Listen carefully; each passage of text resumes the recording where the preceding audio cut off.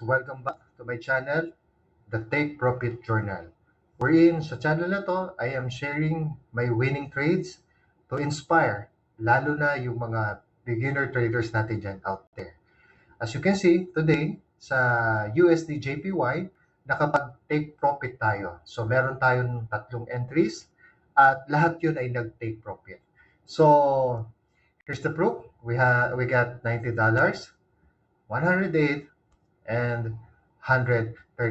A total of 300 USD dollars. No? Kung nagawa ko, I'm sure sa mga beginner traders natin dyan, magagawa nyo rin ito. Just keep on trading. Please don't give up because someday you will thank yourself for not giving up. Kung gusto mo ng mga ganitong video, kung hindi ka pa nakapalo at nakasubscribe, please subscribe now and I'll see you next time. Bye!